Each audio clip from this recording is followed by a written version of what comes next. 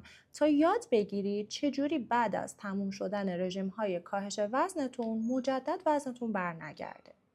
نکته اول و مهمترین نکته این هستش که افرادی که وزن زیادی از دست میدن حتما باید به صورت هفتگی وزن خودشون رو چک بکنن، یادداشت بکنن و اگر وزنشون بیشتر از 5% وزن اولیه‌شون افزایش داشت مجددا یک رژیم کاهش وزن رو داشته باشن.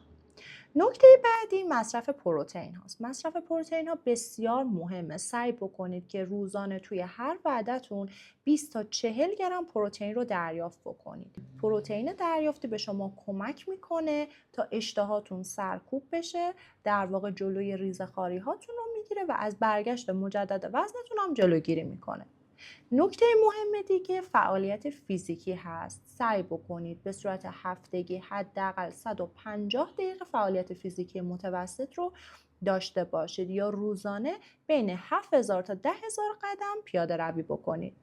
نکته آخر هم این هستش که خواهشاً دور رژیم‌های محدود شونده با نام‌های پاکسازی و نام‌های متنوعی که براش گذاشتن و در واقع میان یک گروه غذایی رو به طور کامل هضم میکنن و باعث کاهش وزن سریع شما میشن، خط بکشید، به خاطر اینکه این در واقع رژیم ها به صورت کوتاه مدت باعث میشن که شما آب و عضله بیشتری رو از دست بدید تا چربی و در نهایت باعث افزایش وزن بیشتر و برگشت وزن بیشتری برای شما میشن.